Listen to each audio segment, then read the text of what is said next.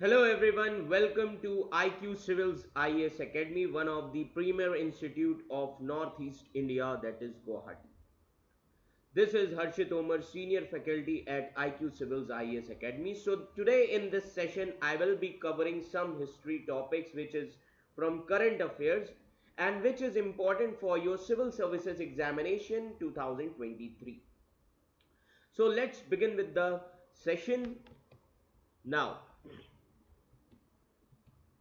अब जैसा कि हम सभी को पता है और मैंने बार बार अपने कुछ पिछले सेशंस में आपको बोला भी है कि न्यू बैचेस अगस्त में फॉर्म होने जा रहे हैं, तो आप सभी लोग एनरोल कर सकते हैं जिन्होंने अभी तक एनरोल नहीं किया है। अगर आप अपनी सिविल सेवा की परीक्षा को एक नया डायरेक्शन, एक नया मोड़ देना चाहते हैं, तो ज़रूर आप IQ सिविल्स IAS एकेडमी में एनरोल करें, बिकॉज ये जो एकेडमी है यहाँ पर सबसे ज़रूरी चीज़ है नॉर्थ ईस्ट में, दैट इज़ डायरेक्शन। और यहाँ पर दिल्ली के सभी प्रीमियर फैकल्टी मौजूद हैं और जो आपको गाइड करेंगे आपकी ओवरऑल पूरी यूपीएससी की प्रिपरेशन के दौरान। क्लियर?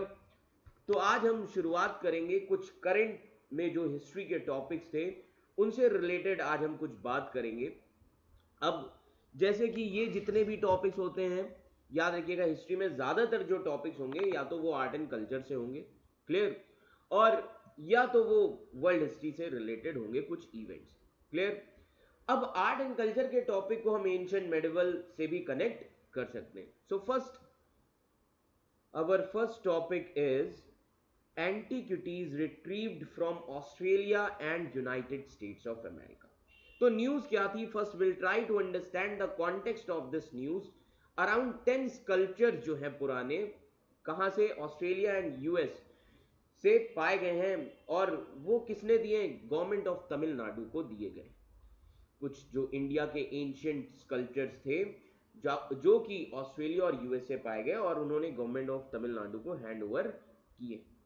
अब कौन कौन से ऐसे स्कल्पचर्स हैं जो ऑस्ट्रेलिया और यूनाइटेड स्टेट्स ऑफ अमेरिका से पाए गए? पहली चीज कि हमारे स्कल्पचर्स ऑस्ट्रेलिया एंड यूएस में कैसे गए, बिकॉज ये अगर हम समझें so it is a part of colonial policy, क्योंकि इंडिया एक कॉलोनी था किसका? ब्रिटिशर्स का, जिसकी वजह से हमारे काफी सारे एंटिकिटीज या हम कह सकते हैं स्कल्पचर्स जो कि बाहर ले जाए गए थे। समझ में आ रहा है? नाउ जिसमें से जो सबसे पहला स्कल्पचर है that is dwarpal. Now try to understand this dwarpal. ये जो स्कल्पचर है याद रखिएगा, ये कहां का है? ये बिलोंग करता है विजयनगर डायनेस्टी, विजयनगर एम्पायर, जो कि याद रखिए कर्नाटका एरिया में थी, और जिसके सबसे इंपॉर्टेंट जो रूलर हैं that is Krishna Dev Rai.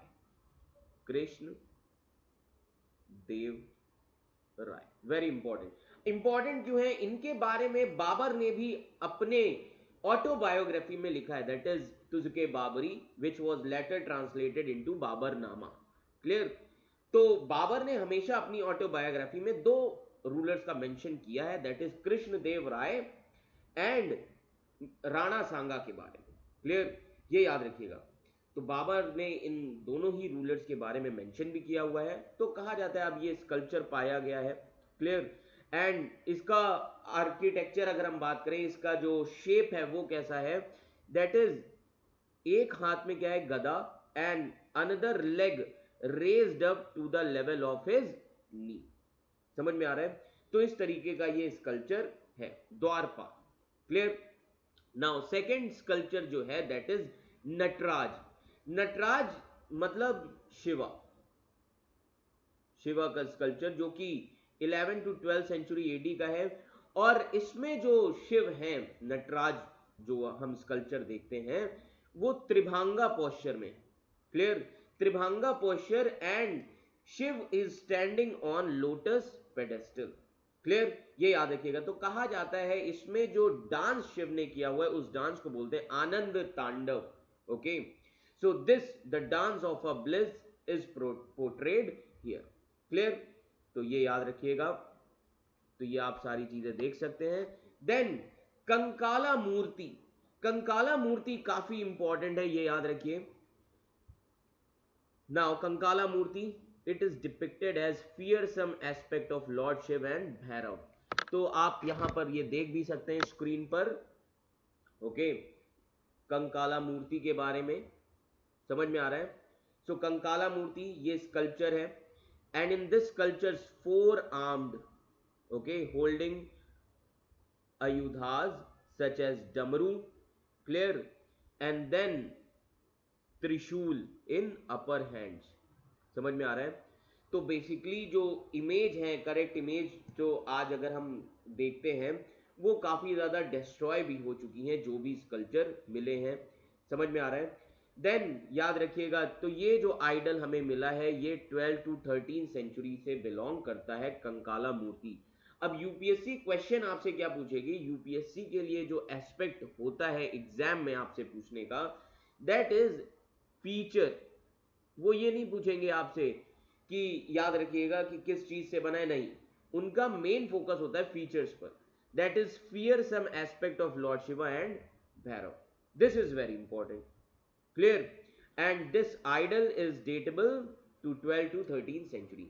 Another sculpture जो हमें मिला दैट इज नंदीकेश्वरा। ये आप देख सकते हैं यहाँ पर नंदीकेश्वरा का स्कल्पचर। ये ब्रॉन्ज इमेज है नंदीकेश्वरा की जो कि 12th सेंचुरी की है। और यहाँ पर नंदीकेश्वरा त्रिभंगा पोस्चर में है, दैट मीन्स फोल्डेड आर्म्स है, ओके, ये याद रखिएगा। अब याद रखिए फोल्डेड आर्म्स और क्या पकड़े हुए हैं, hand axe, he is holding axe and a fawn in upper arms. Then जो आर्म्स हैं it is like this, okay. तो कौन सी ये मुद्रा होती है, इस मुद्रा को कहा जाता है नमस्कार मुद्रा, नमस्कार मुद्रा। समझ में आ रहा है। अनदर स्कल्पचर जो मिला that is four armed Vishnu. Four armed Vishnu काफी इंपॉर्टेंट है, लेटर चोला पीरियड के टाइम पीरियड के ये स्कल्पचर है। और याद रखिएगा इसका जो टाइम पीरियड है दैट इज 11th सेंचुरी। आप ये इमेज देख सकते हैं अपने सामने, आपके स्क्रीन पर शो हो रही होगी। This is four armed Vishnu. समझ में आ रहा है। तो ये काफी इंपॉर्टेंट है that this sculpture belongs to later Chola period, later Chola period, ये याद रखिए, clear. So four armed Vishnu which is very important. एक हाथ में शंख, दूसरे हाथ में चक्र है, ओके, ये याद रखिएगा, शंख एंड चक्र, clear, this is very important. और बाकी जो हैंड्स हैं, ये जो आप मुद्राएं देख रहे हैं, ये जो पोस्चर है, दिस पोस्चर, इसको हम बोलते हैं अभय मुद्रा, अभय मुद्रा। अगर जब आप हिस्ट्री पढ़ते हैं पोस्ट मॉडर्न पीरियड में, तो आपको बहुत सारी ऐसी इमेजेस मिलती हैं बुद्धा की जो कि अभय मुद्रा में होती है, क्लियर, ये याद रखिए, ओके। तो ये इंपॉर्टेंस है। तो बेसिकली आपसे क्वेश्चन यहां पर यूपीएससी की डिमांड क्या होगी, यूपीएससी आपसे फीचर्स पूछेगी which is very important. Abhaya mudra आपको ध्यान में रखना है। देन फीचर्स क्या है, lord Vishnu standing, okay, then एक हाथ में शंख, दूसरे हाथ में चक्र, ये याद रखिएगा। और किस पर खड़े हैं, padma, pedestal, and which is holding attributes that is shankha and chakra in two hands, clear. तो याद रखिए this is related to your art and culture, UPSC art and culture. समझ में आ रहा है। तो क्वेश्चन ज्यादातर यहीं से आ सकते हैं यूपीएससी के, काफी इंपॉर्टेंट हैं ये टॉपिक्स, ये याद रखिएगा, clear everyone. Then there are other sculptures also, for example goddess Parvati. अब अगर हम बात करें गॉडेस पार्वती, तो अब ये जो इमेज होती है, जो गॉडेस पार्वती की इमेज है, ये भी चोला पीरियड के टाइम की है, clear, which belongs to 11th century AD. And इस इमेज में आप देखेंगे गॉडेस पार्वती जो है, she is shown as holding lotus in her left hand, और राइट जो है उनका हैंड, वो याद रखिएगा right hand is hanging near खाती। समझ में आ रहा है।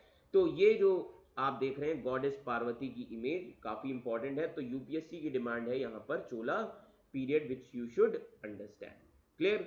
तो ये फीचर्स हैं। Then another important sculpture, standing child Sambandar. अब संबंदर याद रखिएगा चाइल्ड सेंट थे 7th सेंचुरी एडी के। जब आप भक्ति मूवमेंट पढ़ते हैं तो उसमें आप एक नेम सुनेंगे संबंदर का, पॉपुलर चाइल्ड सेंट थे। एंड याद रखिएगा is one, he is also one of the मुवार, that is the principal saints of south India. तो तीन इंपॉर्टेंट सेंट थे, उसमें से एक ये भी थे, क्लियर। तो इसीलिए ये चाइल्ड सेंट थे, ये याद रखिएगा। और कहा जाता है जब इनको दूध से भरा हुआ कटोरा मिला था गॉडेस उमा से, समझ में आ रहा है, तो वो जो इन्फेंट थे दैट इज संबंधार, उन्होंने अपनी लाइफ को डिवोट कर दिया लॉर्ड शिवा के लिए, लॉर्ड शिवा को प्रेज करने में, समझ में आ रहा है। एंड स्कल्पचर ऑल्सो डिस्प्ले करता है that saint child like quality while also empowering him with maturity and authority of a spiritual leader. तो बेसिकली ये जो स्कल्पचर है ये क्या शो करता है कि ये स्कल्पचर ये शो करता है कि वो एक जो चाइल्ड सेंट है कितना ज्यादा हमें उसकी मेच्योरिटी दिखती है उसकी भक्ति से, एंड जो अथॉरिटी होनी चाहिए स्पिरिचुअल लीडर्स की, ये सारी चीजें हमें पता चलती हैं इस कल्चर से। जब हम भक्ति मूवमेंट पढ़ते हैं वहां पर भी काफी ज्यादा ये इंपॉर्टेंट है। Now another important aspect which is there in current affair, that is lord Buddha relics taken to Mongolia. Already आप में से जो जितने भी द हिंदू न्यूज़पेपर पढ़ते हैं उन्होंने इस न्यूज़ के बारे में भी सुना होगा कि जो 4 होली रेलिक्स हैं लॉर्ड बुद्धा के, were taken from India to Mongolia for an 11-day exposition as a part of celebration Mongolian Buddha Purnima. समझ में आ रहा है, एज ए वर्कशॉप आप कह सकते हैं, इंडिया से लेके गए तो 11 दिन का वहां पर याद रखिएगा काइंड ऑफ वर्कशॉप थी, और वो सेलिब्रेट किस लिए किया जा रहा है, मंगोलियन बुद्ध पूर्णिमा के लिए। अब रेलिक्स क्या होते हैं, जब भी इंसान की डेथ होती है तो अगर उसको बरी किया जाता है उसके बहुत सारे बॉडी पार्ट्स होते हैं लाइक टीथ, ओके, तो ऐसे ही जिनको हम हिंदी में बोलते हैं अस्थियां, तो रेलिक्स को हम बोलते हैं अस्थियां। समझ में आ रहा है, तो बुद्धा के भी रेलिक्स थे। और बाद में याद रखिएगा अशोका के टाइम पीरियड में, अशोका के टाइम पीरियड में अराउंड 84,000 स्तूपास बनवाए गए थे, और स्तूपास किस पर बनेंगे, बुद्धा के रेलिक्स। ओके, समझ में आ रहा है, लाइक दिस। तो स्तूपा में जो मिडल में बिल्कुल छोटी चीज होती है उसको हम बोलते हैं रेलिक्स। क्लियर। तो अब display in Mongolia holy relics will be displayed at where, Batsagaan temple within the premises of Gandan monastery in Mongolia. Clear. India में याद रखिएगा these holy Buddha relics are currently housed in national museum. आज आप देख सकते हैं ये जो रेलिक्स हैं आज इंडिया के नेशनल म्यूजियम में रखे गए हुए हैं। क्लियर। इन रेलिक्स को कपिल वस्तु रेलिक्स भी कहा जाता है, कपिल वस्तु रेलिक्स, समझ में आ रहा है। सिंस, अब याद रखिएगा कपिल वस्तु एंशियंट सिटी थी, since they are from the site of Bihar, जहां से ये डिस्कवर किए गए थे 1898 में, और कहा जाता है ये जो रेलिक्स हैं कपिल वस्तु से, कपिल वस्तु के हैं जो कि एंशियंट सिटी थी। समझ में आ रहा है। तो अब अगर हम सैक्रेड रेलिक्स की बात करते हैं बुद्धा की, तो बुद्धा की डेथ कब होती है, at the age of 80। Buddha ने क्या अटेन किया, महापरिनिर्वाण, महापरिनिर्वाण। क्लियर। और इसका सिंबल क्या है बुद्धिज्म में, इसको हम बोलते हैं, इसका सिंबल है स्तूपा। तो स्तूपास कब से बने, जब से बुद्धा की डेथ हुई उसी के बाद से स्तूपास बनना शुरू हुए। समझ में आ रहा है, ये याद रखिए। तो अब डेथ कहां पर हुई थी, कुशीनगर डिस्ट्रिक्ट में। नाउ कुछ इंपॉर्टेंट प्लेसेस हैं बुद्धिज्म से रिलेटेड, अगर आप प्रीवियस ईयर क्वेश्चन देखेंगे PYQs। Clear. For example Buddha का जो बर्थ प्लेस है लुम्बिनी। क्लियर। देन बुद्धा का जहां पे बुद्धा ने एनलाइटनमेंट पाया that is Bodh Gaya. Then Sarnath, then Kushinagar, this is the place of first sermon, and then Kushinagar, यहां पर बुद्धा की डेथ हुई, दैट इज महापरिनिर्वाण। समझ में आ रहा है। तो ये कुछ इंपॉर्टेंट प्लेसेस है, and apart from this there are 4 other places also that I will be discussing. Clear. अब बुद्धा की बॉडी को क्रिमेट किसने किया था, उस समय कुशीनगर में मल्लाज हुआ करते थे। ओके, मल्लाज थे, उन्होंने क्रिमेट किया था बुद्धा की बॉडी को। एंड बुद्धा को यूनिवर्सल किंग भी कहा जाता है। अब बहुत सारे स्कॉलर्स, कुछ लोग कहते हैं कि बुद्धा एक यूनिवर्सल किंग थे, दैट इज चक्रवर्ती सम्राट। इसके पीछे भी स्टोरी है, जब बुद्धा का बर्थ होने वाला था तब एक सेंट आए, तब हम कह सकते हैं एक प्रीस्ट आए थे, ओके, एस्ट्रोलॉजर आए थे, उन्होंने कहा था या तो ये बहुत बड़े चक्रवर्ती सम्राट बनेंगे, चक्रवर्तीन सम्राट और a great monk, great monk, ये दो भविष्यवाणी की गई थी एस्ट्रोलॉजर्स ने उस समय पर। क्लियर? इसीलिए बुद्धा को सबसे ज्यादा सही से जिसने समझा वो कौन था? Ashoka. Ashoka was also a great सम्राट। समझ में आ रहा है? अब अशोका ग्रेट सम्राट, चक्रवर्ती सम्राट भी थे, और बाद में ही अडॉप्टेड बुद्धिज्म। क्लियर? तो अब अगर हम बात करें जो बुद्धा के रेलिक्स हैं जो उनके फ्यूनरल से पाए गए, वहां से कलेक्ट किए गए, और बुद्धा के रेलिक्स को, अस्थियों को डिवाइड किया गया था 8 शेयर्स में। क्लियर? अब 8 शेयर्स कहां कहां पर लेके गए? अजात शत्रु उस समय पर थे जब बुद्धा की डेथ हुई इन 483 बीसी, और अगर आप याद करें 483 बीसी में ही फर्स्ट बुद्धिस्ट काउंसिल भी अजात शत्रु ने कन्वीन करवाई थी। क्लियर? अजात शत्रु मगध, देन लिच्छवीज ले गए थे Vaishali, Shakyas of Kapilvastu. Clear? Kapilvastu is a place in that is near Lumbini, Nepal only. Then Mallas, Kushinagar, जहां पे बुद्धा की डेथ हुई. Then Bullis, Alkappa. Then Mallas of Pava also. Then Kolias, Ramgram, ये याद रखिएगा. Then अब्राह्मण, वेथादीप. तो इन लोगों ने शेयर किए थे। क्लियर? पर्पस क्या था इन रेलिक्स को, इन अस्थियों को 8 शेयर्स में डिवाइड करने का? You should understand the purpose. Purpose ये था कि इन रेलिक्स पर क्या बनवाया जाएगा? स्तूपा बनवाया जाएगा। समझ में आ रहा है? इन सैक्रेड रेलिक्स पर क्या बनेगा? स्तूपा। अब देखो, बुद्धिज्म स्तूपा, हिंदुइज्म में समाधि बोलते हैं, इस्लाम में दरगाह बोला जाता है। पर्पस ये होता है कि ये जितने भी महान लोग हैं इनके पास से हमें पॉजिटिविटी मिलती है।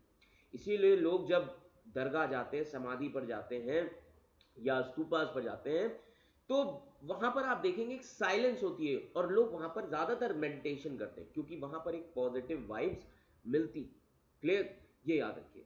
सो stupas erected over the bodily relics of Buddha, जिसको कहा जाता है शरीरिका स्तूपास, और ये सबसे पुराने बुद्धिस्ट श्राइन्स है जो सरवाइव कर रहे हैं। क्लियर? कहा जाता है अशोका 272 टू 232 बीसी, अशोका ने इन 8, हम कह सकते हैं 8 शेयर्स में से 7 जो स्तूपास थे, जो 8 जगह डिवाइड किए गए थे, उन 8 में से 7 जगह के स्तूपास को ओपन करवाया और वहां से मेजर मेजर पोर्शंस कलेक्ट किया अशोका ने। और अशोका ने कितने स्तूपास बिल्ड किए? 84,000 stupas, and 84,000 stupas were built by Ashoka to popularize Buddhism as well as the cult of stupas। समझ में आ रहा है? तो ये स्टोरी थी उस समय की। क्लियर? अब हमने, अब करंट में क्या होता है? करंट में ये था कि सिर्फ वर्कशॉप के लिए इंडिया से 11 दिन के लिए रिलिक्स गए। समझ में आ रहा है? कहां पर? मंगोलिया। क्लियर? बट हमें इसके पीछे की फिलॉसफी और हिस्ट्री को भी समझना चाहिए। अब कपिल वस्तु की अगर हम बात करें, जो कि बर्थ प्लेस भी है बुद्धा का, एंशियंट सिटी है Indian subcontinent which was the capital of clan of शाक्याज।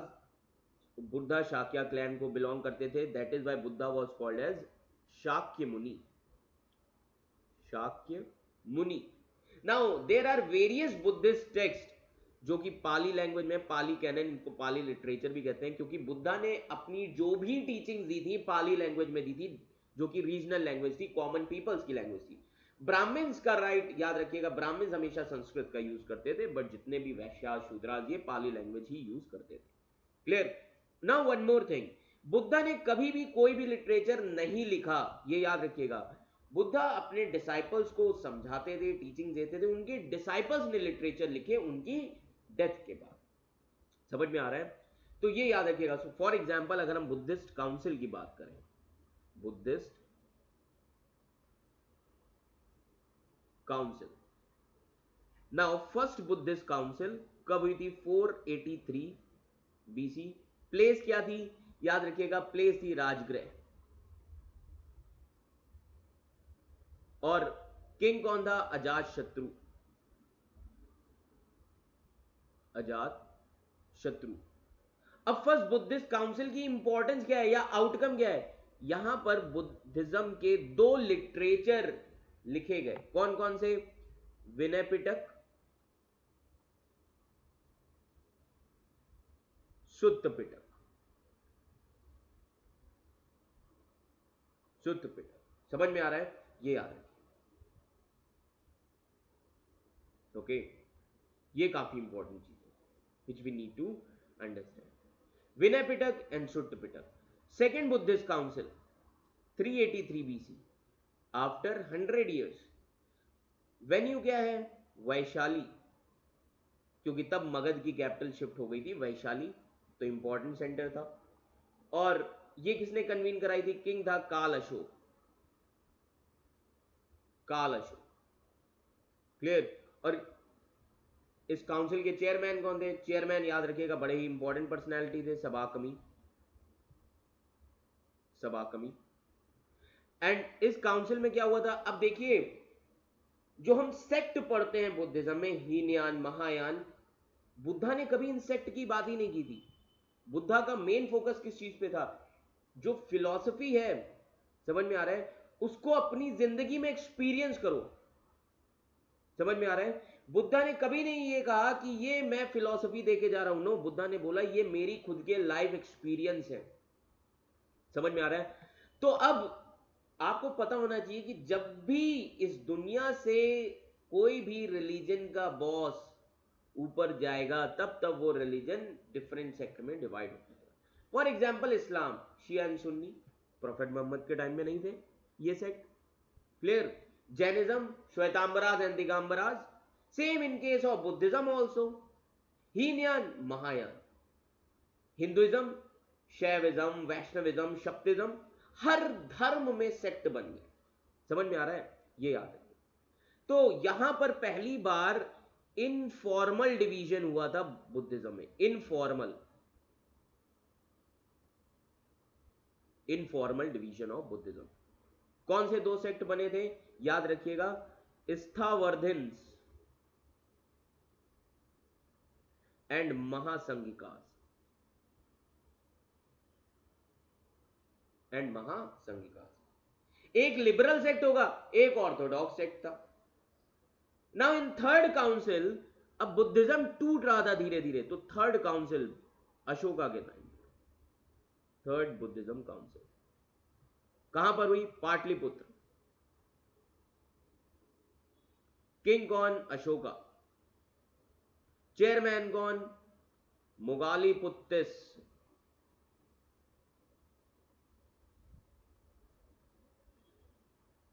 मुगालिपुत्तिस, ये श्रीलंका के थे,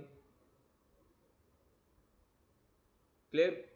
और यहां पर जो आउटकम था, अशोका ने बोल दिया अब अगर किसी ने बुद्धिज्म तोड़ने की कोशिश करी तो मैं उसको नहीं छोड़ूंगा। ही वॉज अ ग्रेट रूलर, सम्राट था वो, और उसकी बात मानी सभी ने। अशोका की सबसे ज्यादा इंपॉर्टेंस है, उसने फिर से बुद्धिज्म जो टूट रहा था दो सेक्ट में, उसको इंटीग्रेट कर दिया। समझ में आ रहा है? और यहां पे एक नया लिटरेचर आया थर्ड काउंसिल में, दैट इज अभिधम्म पिटक। अभिधम्म पिटक, अभिधम्म पिटक क्या है? ये फिलॉसफी समझाएंगे बुद्धा की, इसीलिए अशोका की सबसे इंपॉर्टेंट फिलॉसफी क्या है? Dhamma. Ashoka is adopted Buddhism. और धम्मा की सबसे इंपॉर्टेंट फिलॉसफी क्या है? सार वृद्धि, बहुत ही प्यारी फिलॉसफी, सार वृद्धि। That the philosophy of every religion is same. Each person should know the basic philosophy of every religion. Ashoka को यह चीज समझ में आ गई that India is a land of diversity. India क्या है? Land of diversity. अब जैसे आप लोग आसाम के हैं, आसाम में हर 20 किलोमीटर पे क्या है? कल्चर चेंज होता है because of its geography, tribal population, different different cultures. तो इंडिया की सबसे बड़ी ब्यूटी क्या है? Land of diversity. अशोका ने इस चीज को समझा, इसीलिए अशोका ने क्या शुरू किया? धम्मा, सार वृद्धि। अशोका ने कहा कि अशोका को यह बात समझ में आ गई कि इंटीग्रेशन के लिए, याद रखिए, कल्चर पे फोकस करना पड़ेगा और सभी रिलीजन की फिलॉसफीज को समझना चाहिए लोगों को। समझ में आ रहा है? बहुत ही प्यारी फिलॉसफी है धम्मा, क्लियर, क्योंकि कल्चर डिपेंड करता है ज्योग्राफी पर।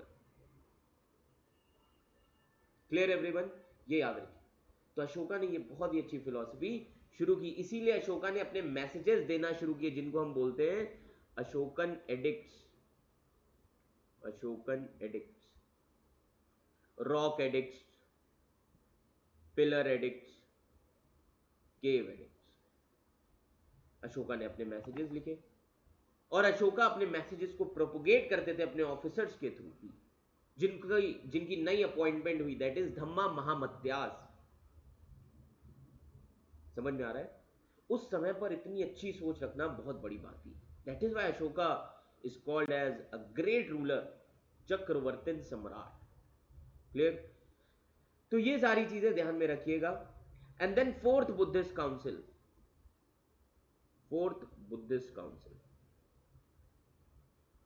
कब हुई? 78 एडी। रूलर कौन है? कुशान डायनेस्टी का, पोस्ट मॉडर्न पीरियड में हुई है। कुशान डायनेस्टी का रूलर है, that is Kanishka, great ruler Kanishka. अब यहां पर याद रखिए दो चेयरपर्सन, एक चेयरपर्सन होगा, दूसरा वाइस चेयरमैन होगा। समझ में आ रहा है? दैट इज वासुमित्रा चेयरमैन थे इस काउंसिल के। क्लियर? और दूसरे याद रखिए जो पर्सनालिटी थे, अश्वघोष। अश्वघोष। अब इन दोनों में कॉन्फ्लिक्ट हो गया। वासुमित्र बुद्धा की पुरानी टीचिंग्स फॉलो करते थे, जिसको हम बोलेंगे हीनयान, सिंबल वर्शिप, और ये आइडल वर्शिप। समझ में आ रहा है? तो इन दोनों में कॉन्फ्लिक्ट हो गया, और जब कॉन्फ्लिक्ट हो गया यहीं पर फोर्थ बुद्धिस्ट काउंसिल में बुद्धिज्म के दो सेक्ट बन गए। एक बन गया हीनयान, अनदर इज महायान। महायान। सो अब यूपीएससी आपसे क्या पूछ सकती है? कनिष्का अडॉप्टेड बुद्धिज्म, ये सभी को पता है, but which Buddhism, what kind of Buddhism, which sect of Buddhism, Hinayana और महायान? सो कनिष्का अडॉप्टेड महायाना बुद्धिज्म। और यहीं से जब रूलर ने अडॉप्ट कर लिया महायाना बुद्धिज्म, यहीं से महायाना बुद्धिज्म को प्रोमिनेंस मिलने लगी। और दोनों में डिफरेंस क्या है? Hinayana talks about symbol worship. Clear? That is original teachings of Buddha, original. Mahayan talks about idol worship, idol worship. Mahayana talks about bodhisattvas, bodhisattvas. समझ में आ रहा है? तो ये इंपॉर्टेंस है। तो यहां पर बुद्धिज्म फोर्थ बुद्धिस्ट काउंसिल में फॉर्मल डिवीजन हो गया बुद्धिज्म का, formal division, official division between Hinayana and Mahayana, समझ में आ रहा है? इस तरीके से चीजों को समझो। जब तुम स्टोरी की तरह पढ़ते हो तब याद रखिएगा आपके कॉन्सेप्ट्स क्लियर होते हैं। समझ में आ रहा है? ये याद रखिए। ओके, ये याद रखिएगा।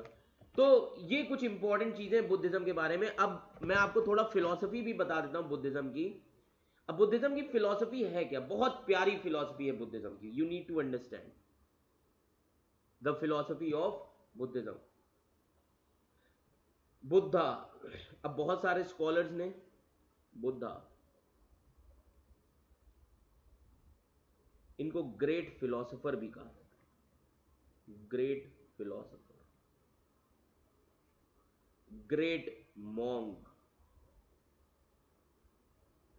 And other things. अब Buddha, he was married to Yashodhara at an early age, clear? And one day, एक दिन ये घर से जब बाहर गए, ये याद रखिएगा। सो बुद्धा तो नहीं बोलूंगा, उस समय इनका नाम था Siddhartha. Clear? After enlightenment he was called as Buddha. So Siddhartha was shocked at the site of an old man. He saw an old man, diseased person, then a dead body, and at last he saw a monk. और जो monk का face उन्होंने देखा, happy face, तब इसने बुद्धा को सोचने पर मजबूर कर दिया। इन चार चीजों ने, समझ में आ रहा है? इन चार चीजों ने बुद्धा को सोचने पर मजबूर कर दिया, because he was attracted by the saintly appearance of an ascetic person. Clear? So one night at the age of 29, he renounced the worldly life and he left his home, his wife, and his son. Clear? So after leaving his home, he studied for some time in various philosophical schools of various renowned teachers. Buddha के गुरु कौन है? ALARA कल्मा. ALARA कल्मा. समझ में आ रहा है? तो सबसे पहले कहां गए? सारनाथ गए ये. वहां पे इन्हें ब्राह्मण्स मिले, वहां पे ये चीजें कुछ समझ रहे थे. देन आफ्टर 6 years, ये याद रखिएगा, तब जब अलारा कलमा इन सब चीजों, इन सब के पास जब ये सारनाथ में गए, बट ये सेटिस्फाई नहीं हो रहे थे उनकी बातों से. बुद्धा कुछ और ही चीजें समझना चाहते थे, फिलॉसफी समझना चाहते थे. देन ही मूव टुवर्ड्स बोध गया. So thereafter 6 years of profound meditation which led to the discovery of truth, and then you will see Siddharth became Gautam Buddha, that is the enlightened one.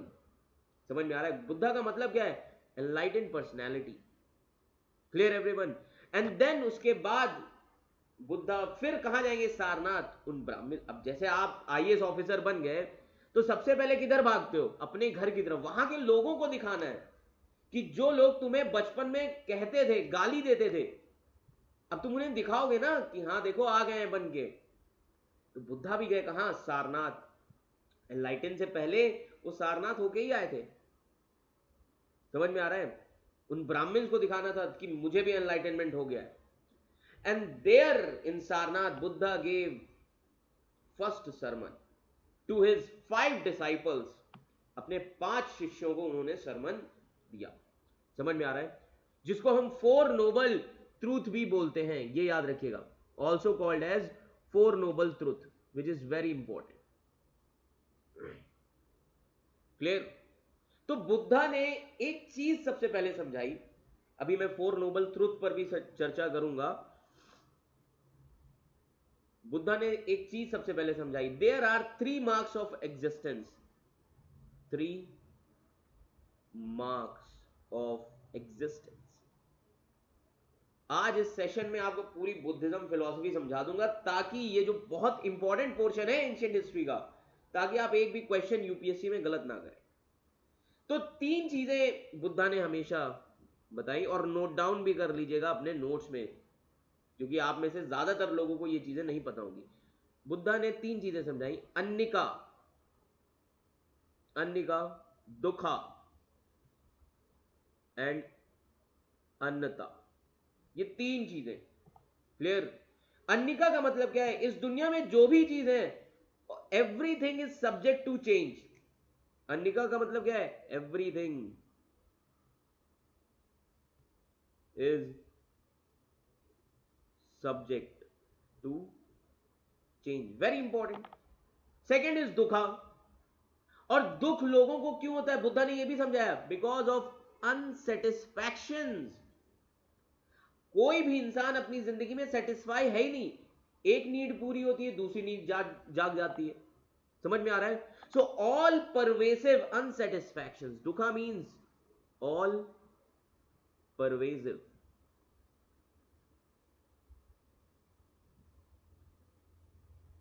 Unsatisfaction.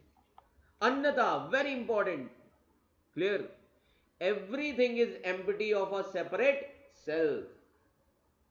समझ में आ रहा है? Everything is empty of a separate self.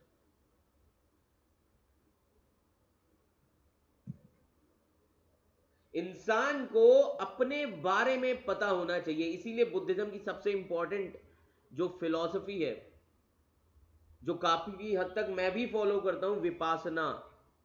बहुत ही प्यारी philosophy है ये. Japanese इसको फॉलो करते हैं, विपासना. विपासना का मतलब क्या है? Self introspection. पहली बार में प्रीलिम्स नहीं हुआ. आप दोष किसको देते हैं? आप दोष देते हैं टीचर्स को, इंस्टीट्यूट्स को.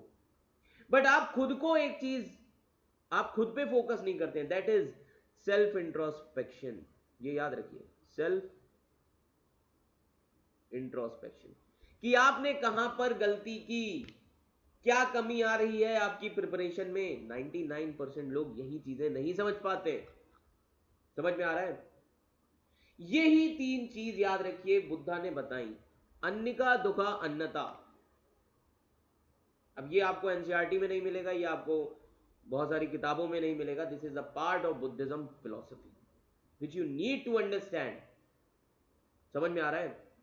तो ये जो जीएस के बैचेस होते हैं ना यूपीएससी के कोचिंग्स में, उनमें आपको वो चीजें पढ़ाई जाती हैं जो जो आपको किताब में नहीं मिलेंगी। कॉन्सेप्ट क्लियर करना, ऐसे तो 4 नोबल ट्रुथ सभी रट लेंगे, बट यूपीएससी वो पूछेगी ही नहीं। यूपीएससी पूछेगी आपने उनसे क्या समझा। 4 नोबल ट्रुथ बुद्धा क्यों दे रहे हैं? क्योंकि बुद्धा ने सबसे पहले ये 3 चीजें समझी, 3 marks of existence which you need to understand. Clear? Now I will talk about 4 noble truth, जिनको आर्य सत्य भी कहा जाता है। समझ में आ रहा है? 4 नोबल ट्रुथ, बहुत ही प्यारी फिलॉसफी है बुद्धिज्म की, ये याद रखिएगा। Clear? 4 noble truth. So Buddha को एथिक्स में जब आप पढ़ेंगे जीएस पेपर 4 में, उसमें भी आप बुद्धा के बारे में पढ़ेंगे। He was primarily an ethical teacher and an reformer also, he was not a metaphysician. Clear? ये याद रखिएगा। तो अब हम कुछ चीजें समझेंगे। 4 नोबल ट्रुथ बहुत ही इंपॉर्टेंट है। 4 noble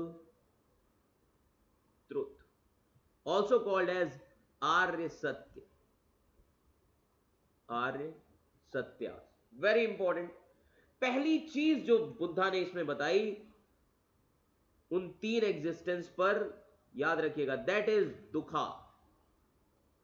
दुखा means sorrow, life is full of suffering, दुखा।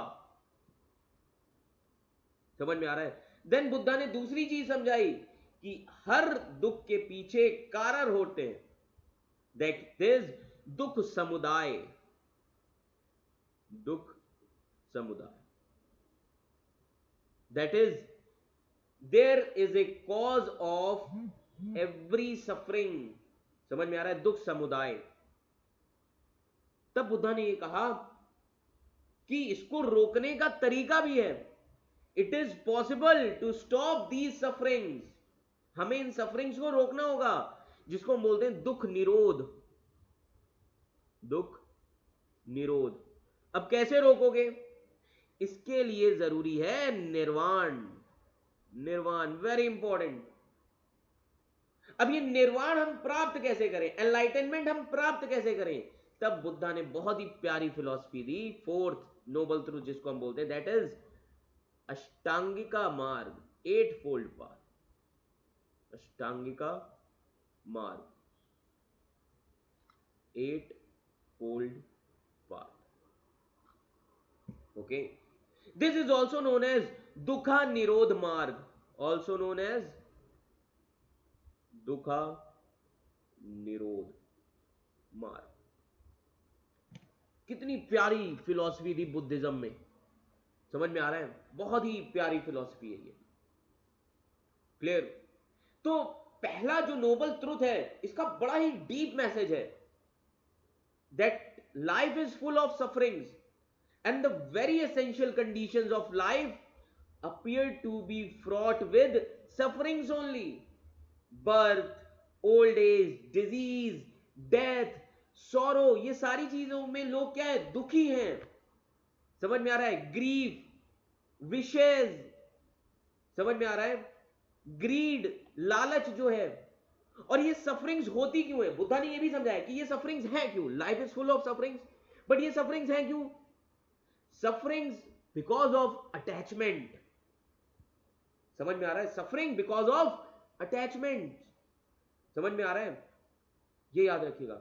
इसीलिए हिंदुइज्म में अटैचमेंट को एक बहुत ही प्यारा सा वर्ड दिया गया है, तृष्णा। TRISHNA, तृष्णा। Clear? Which can also be translated as thirst, desire. Clear? Lust, cravings, ये सारी चीजें क्या है? तृष्णा, हेट्रेड, ये सब सफरिंग्स हैं। क्लियर? इग्नोरेंस, ये भी सफरिंग है।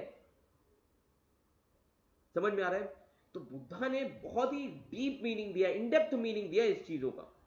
तो बुद्धा ने बहुत सारी चीजें समझाई, समझ में आ रहा है?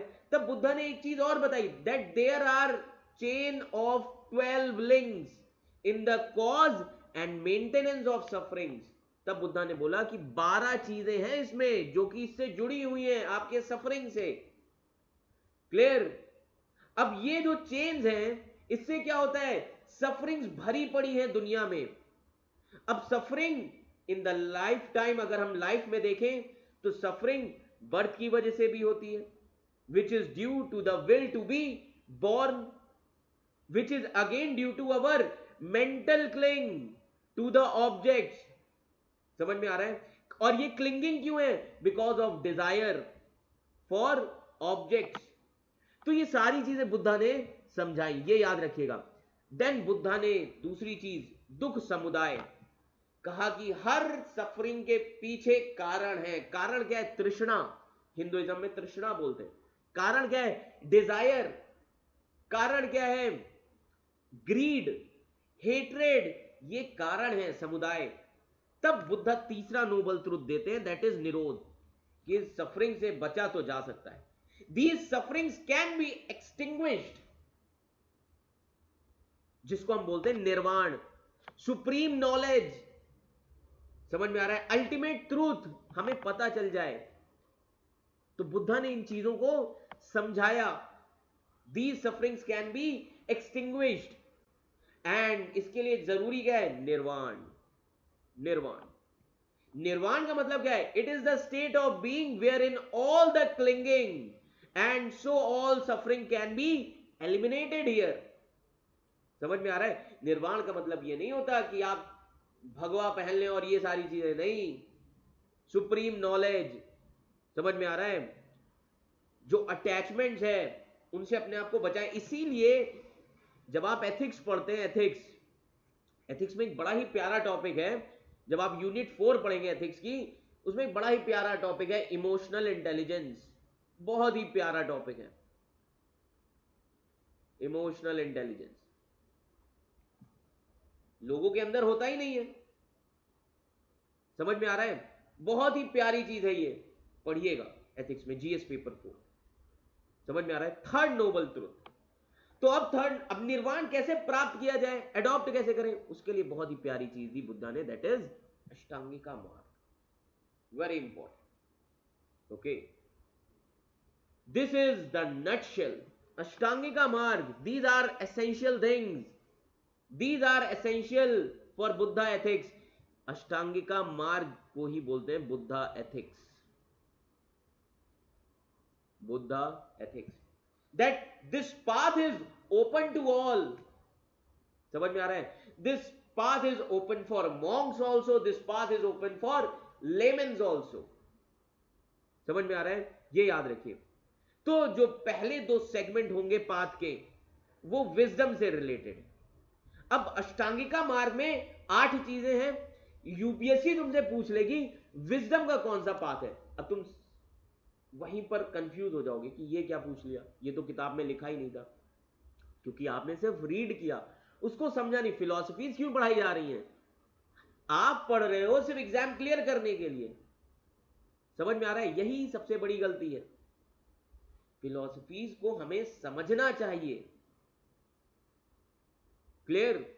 तो ये पाथ सभी के लिए, पहले जो 2 सेगमेंट हैं जिसको हम बोलते हैं प्राजना। तो अब मैं आपको ये 8 फोल्ड पाथ सेग्रीगेट करना सिखाऊंगा कि किस तरीके से आपको 8 फोल्ड पाथ को सेग्रीगेट करना चाहिए, विच इज वेरी इंपॉर्टेंट।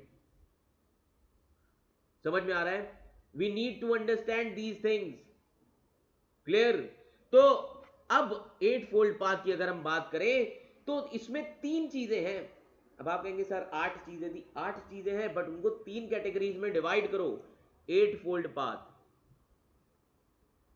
और इसको सिर्फ पढ़िएगा नहीं, आप सभी लोग अपनी लाइफ में अप्लाई करिए।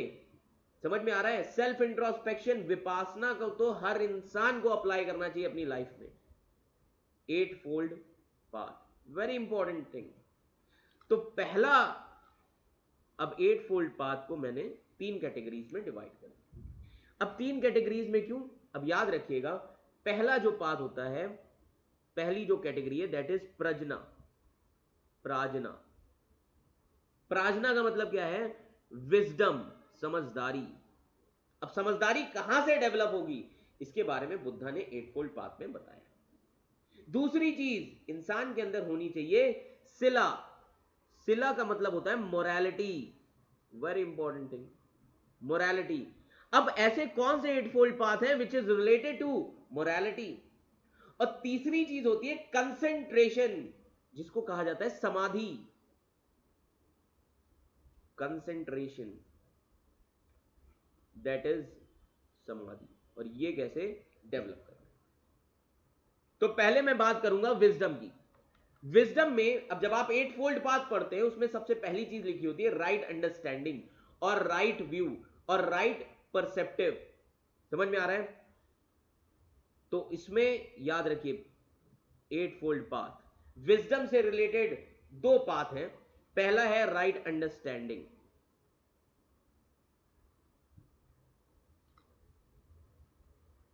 राइट अंडरस्टैंडिंग, जिसको हम राइट व्यू भी कह सकते हैं, राइट पर्सपेक्टिव भी कह सकते हैं, बहुत इंपॉर्टेंट है। तो राइट अंडरस्टैंडिंग कैसे डेवलप होगी? नॉलेज से। समझ में आ रहा है? नॉलेज कैसी? नॉलेज विद रिगार्ड्स टू दुख। आपको पहले ये समझ में आना चाहिए कि ये दुख के कारण क्या है, विद रिगार्ड्स टू दुख। समझ में आ रहा है? आपको पता होना चाहिए दुख कहां से ओरिजिनेट हो रहे हैं। समझ में आ रहा है? So knowledge with regard to origination of दुख, क्लियर। फिर आपको नॉलेज होनी चाहिए इन दुखों को कैसे रोका जाए। ये सारी चीजें बुद्धा ने समझाई, किसमें? Right understanding, clear. ये याद रखिएगा, ओके। पहली राइट अंडरस्टैंडिंग। सेकंड क्या है इसी में? Right thought, right thought, very important. Right thought का मतलब क्या है? Right intentions, right resolve. अब राइट थॉट है क्या? तो जब याद रखिए being resolved on renunciation, that is जितनी भी इस दुनिया की बुरी चीजें हैं, जो अटैचमेंट्स हैं, उससे खुद को फ्रीडम दे दो। समझ में आ रहा है? इसी को बोला बुद्धा ने राइट थॉट। ये दो हो गए। देन मोरालिटी की अगर हम बात करें तो बुद्धा ने कहा इंसान के अंदर मोरालिटी कैसे डेवलप होगी? अष्टांगिका मार्ग। तो मोरालिटी से रिलेटेड तीन मार्ग दिए गए हैं अष्टांगिका में, एट फोल्ड पाथ में। पहला है राइट स्पीच, राइट स्पीच। दूसरा है right action. Third is right livelihood, right livelihood, clear. Right speech क्या है? What is right speech? Abstain yourself from lying, abstain yourself from divisive speech. समझ में आ रहा है? एब्सटेनिंग फ्रॉम एब्यूसिव स्पीच, इसी को याद रखिएगा कहा गया right speech. Then what is right action? Then abstaining from taking life और एब्सटेनिंग फ्रॉम स्टीलिंग। आपके जो एक्शन होने चाहिए अच्छे होने चाहिए। चोरी करना बुरी बात है। Abstaining from unchastity, clear. इसी को मॉन्क्स बोलते हैं राइट एक्शन। एंड तीसरी चीज राइट लाइवलीहुड, क्लियर। अब राइट लाइवलीहुड कैसे? इसको हम नोबल वंस भी कह सकते हैं, कि हर इंसान को गलत तरीके खत्म करने चाहिए लाइवलीहुड के, जो गलत तरीके से अपना लाइवलीहुड चलाते हैं। समझ में आ रहा है? Everyone should keep his life going with right livelihood, इसी को बुद्धा ने बोला राइट लाइवलीहुड, क्लियर। तो ये कितने हो गए? 5। अब तीन बाकी के जो बचे वो आ जाते हैं समाधि में। समझ में आ रहा है? समाधि वेरी इंपॉर्टेंट। अब इसमें याद रखिएगा समाधि में first one is right effort और राइट एंडेवर। अब राइट एफर्ट याद रखिएगा। अब बहुत सारे केस हैं जहां पर एक केस है कि एक मॉन्क था। When a monk generates desire, clout और एंडेवर्स, इट एक्टिवेट्स परसिस्टेंस। समझ में आ रहा है? इससे क्या होगा, याद रखिए, एविल अनस्किलफुल क्वालिटीज डेवलप होती हैं। तो इसीलिए राइट एफर्ट की बात की है बुद्धा ने। क्लियर, ये याद रखिए। तो राइट एफर्ट स्किलफुल क्वालिटीज के थ्रू आनी चाहिए। कल्मिनेशन और जितना भी डिजायर है उसको हमें कम करना चाहिए। उसके लिए हमें क्या जरूरत है, सही एफर्ट्स लेने की जरूरत है। समझ में आ रहा है, ये याद रखिएगा। दूसरा है इसी में right mindfulness. Right mindfulness very important. Okay, right mindfulness means कि हर इंसान के अंदर अवेयरनेस होनी चाहिए। अवेयरनेस, सेल्फ अवेयरनेस लोगों में होती नहीं है। Every person should be mindful, ardent, ये सारी चीज। क्लियर? तो ये भी बुद्धा ने बताया। आज आप पढ़ने बैठते हैं तो आप जब पढ़ते हैं बट कंसेंट्रेशन आपका मजबूत नहीं होता। क्यों? आप चीजें भूल जाते हैं क्योंकि माइंड में कुछ और चल रहा होता है। समझ में आ रहा है? और ये कैसे डेवलप होगा? Meditation, right mindfulness. समझ में आ रहा है? Very important thing. And the last but not least, that is right concentration. Right concentration very important. अब जितनी भी दुनियावी चीजें, उन सभी से अपने आप को बाहर निकालना। समझ में आ रहा है? Withdrawal yourself from all the worldly pleasures. Clear? इन सभी और ये सारी चीजें कैसे होंगी? राइट कंसेंट्रेशन, ये याद रखिएगा, राइट कंसेंट्रेशन। तो ये 8 फोल्ड पाथ है।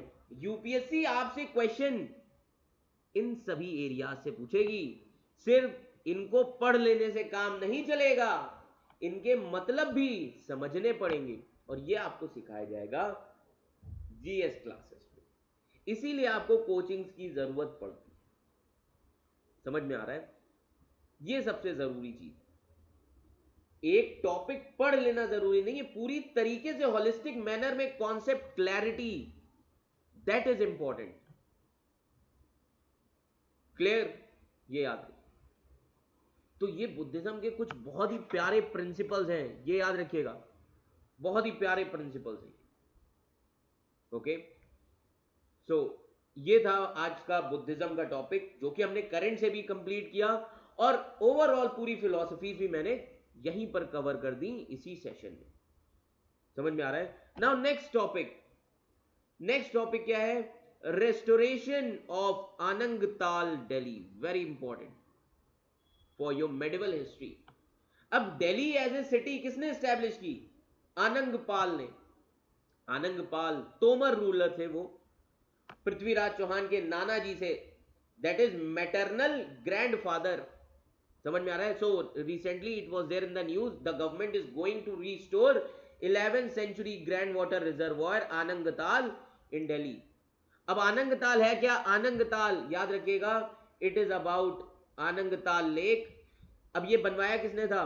Founder king of Delhi, that is Anangpal Tomar in 1052 century AD. समझ में आ रहा है? And it was built behind famous 27 Hindu Jain temples in Mehrauli area. और सबसे इंपॉर्टेंट क्या है? मेहरौली एरिया आयरन पिलर के लिए बहुत इंपॉर्टेंट है। और ये एक ऐसा पिलर है जिसका, याद रखिएगा, ये एक ऐसा आयरन पिलर है जो आज तक रस्ट नहीं हुआ। समझ में आ रहा है? तो इसमें आप देखेंगे विष्णु गरुड़ ध्वज, जिसको हम आयरन पिलर भी बोलते हैं, ये एक धार्मिक फ्लैग है। Clear? in front of Anangpal's Vishnu temple, and later these temples were raised to the ground by Qutbuddin Aibak, क्योंकि 1192 में, याद रखिएगा, सेकेंड बैटल ऑफ तराइन में Mohammad Ghori established his control over Delhi also. Clear? और मोहम्मद गौरी दिल्ली और अजमेर एरिया में किसको अपना जनरल बना के गया था? कुतुबुद्दीन ऐबक को। And the ruins were used built Jami mosque which later became known as क्वावत ul Islam mask. समझ में आ रहा है? तो डिटेल हुआ सर्वे का इस एरिया का, एंड यहां से हमें इंफॉर्मेशन मिली regarding beautiful staircase leading to the tal and its precise measurements. तो ये काफी पुराना है आनंद ताल, जो शुरुआत जो बताता है बिगनिंग ऑफ दिल्ली सिटी की। So who is the founder of Delhi city? आज जो आप दिल्ली देखते हैं, that is founder was Anandpal Tomar. समझ में आ रहा है? एंशिएंट नेम ऑफ दिल्ली याद रखिएगा इंद्रप्रस्थ। तो इन्होंने दिल्ली का नाम क्या रखा था? दिल्ली का। क्लियर? ये याद रखिए। अब मैंने आपको बताया आनंदपाल सेकेंड, जिनको आनंदपाल तोमर भी कहा जाता है, he belong to the Tomar dynasty and he was the founder of Dhillikapuri, जो बाद में क्या बना? दिल्ली। क्लियर? और कुछ स्टोन इंस्क्रिप्शंस पाए गए which were excavated by lord Cunningham, and ये इंस्क्रिप्शन और जो कॉइन्स पाए गए ये बताते हैं कि आनंदपाल तोमर जो थे वो रूलर थे प्रेजेंट डे दिल्ली के and Haryana region from 8th to 12th century AD. And बाद में आनंदपाल ने अपनी टेरिटरी किसको दी थी? पृथ्वीराज चौहान को। अब कहानी कुछ इस तरीके की है। Anandpal, he was the founder of Delhi. Now Anandpal की दो डॉटर्स थी, टू डॉटर्स। एक डॉटर की शादी इन्होंने की थी अजमेर में चौहान के यहां, दूसरी की थी याद रखिएगा गढ़वाल। क्लियर? अजमेर में इनकी डॉटर का जो बेटा था वो था पृथ्वीराज चौहान,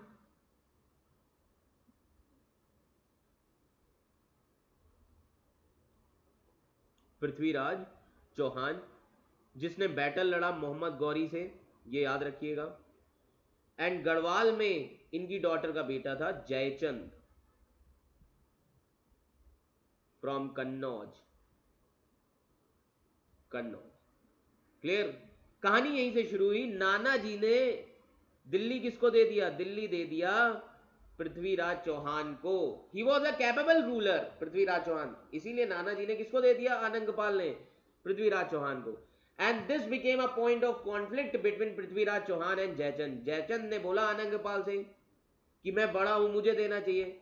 उन्होंने कहा कि बड़े होने से कुछ नहीं होता, समझदारी, स्ट्रेंथ, डेयरनेस, ये सारी चीजें किसमें? पृथ्वीराज चौहान। समझ में आ रहा है? ये याद रखिए। देन अनदर जो इंपॉर्टेंट टॉपिक है that is history of Kolkata. अब कोलकाता के बारे में थोड़ा हम समझ लेते हैं, जो कि करंट में भी था, क्योंकि recent excavation by Archaeological Survey of India at a mount outside the Robert Clive House in Dum Dum have revealed evidence of settlements in Kolkata that can be 2000 years old, and this has also provided further evidence of human habitation in Kolkata centuries before. Job Charnock is said to have founded the city. Job Charnock. Clear? तो basically अभी कुछ excavations मिले हैं तो काफी पुरानी चीजों के बारे में पता चला है जॉब चारनॉक से पहले, जिन्होंने मॉडर्न सिटी बनवाया ये। क्लियर? तो कोलकाता क्या है याद रखिए, it was consider to be a colonial city, क्योंकि आपको पता होना चाहिए कि बंगाल में याद रखिए सबसे पहले सेटलमेंट, बंगाल, मद्रास एंड बॉम्बे, ये तीन प्रेसिडेंसीज थी ब्रिटिशर्स की। क्लियर? और यहाँ पे काफी सारे कॉलोनियल स्ट्रक्चर्स भी हैं, like Victoria Memorial, Town Hall, Metcalfe Hall, Saint John Church also. Job Charnock ये एक इंग्लिश एडमिनिस्ट्रेटर थे जिन्होंने ये सिटी बनवाया, मॉडर्न सिटी कोलकाता कहा जाता है। कोलकाता के फाउंडर यही है जॉब चारनॉक। और he took the control of 3 villages also, that is Sutanuti, Govindpur and Kalikata. Kalikata is the modern name of Kolkata. समझ में आ रहा है? तब एक 2003 में जजमेंट आई कलकत्ता हाई कोर्ट की, कहा गया इसमें English administrator can not be called as the founder of Kolkata. Job Charnock को हम कह नहीं सकते कोलकाता का फाउंडर। तब इस हाई कोर्ट के जजमेंट पर याद रखिएगा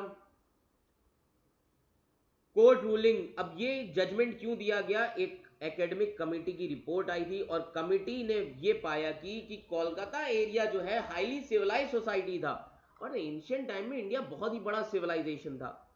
कोलकाता इंपॉर्टेंट ट्रेडिंग सेंटर था एंशिएंट टाइम से, and this had existed on the site before Charnock established his settlement. Charnock से पहले ही से ये बहुत इंपॉर्टेंट सेंटर था।